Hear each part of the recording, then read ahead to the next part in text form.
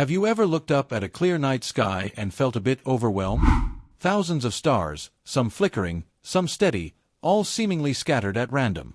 But for thousands of years, humans have used a clever mental trick to turn this chaos into a perfect map. By the end of this video, you'll understand the invisible geometry of the universe, the celestial sphere.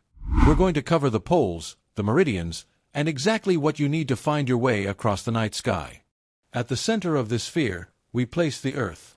Extending Earth's equator outward, we get the celestial equator. Similarly, the Earth's poles point to the North Celestial Pole and South Celestial Pole.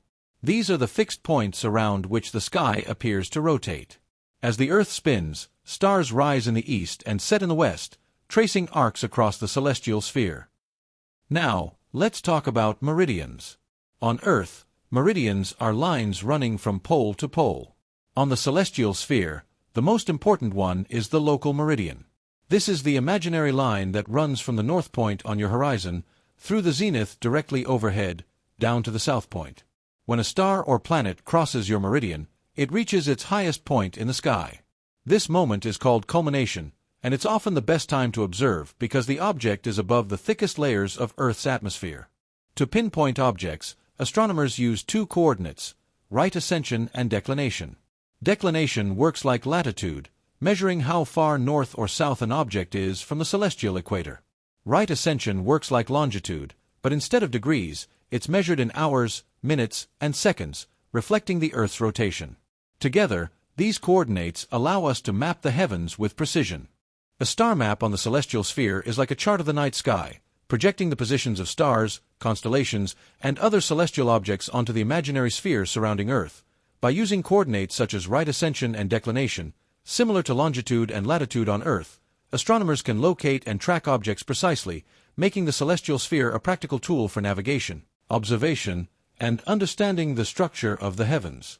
The horizon is the line where the Earth and sky appear to meet, serving as a fundamental reference in astronomy.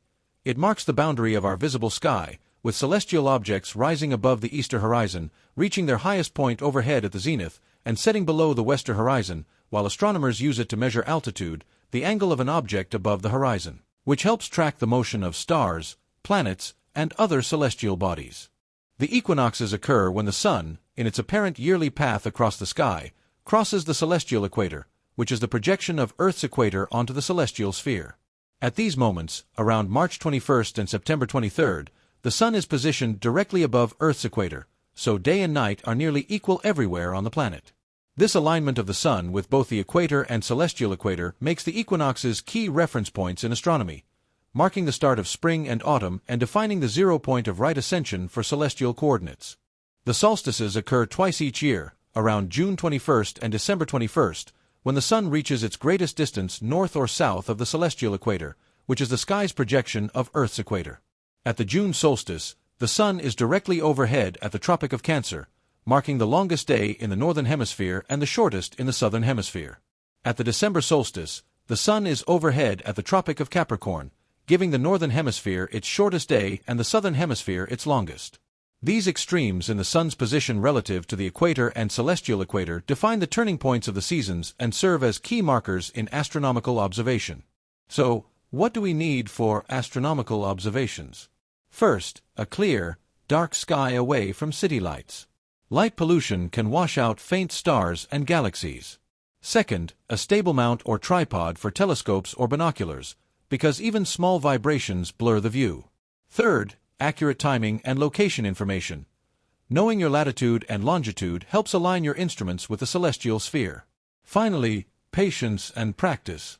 The sky changes constantly, and learning to track objects across the meridian or identify constellations takes time.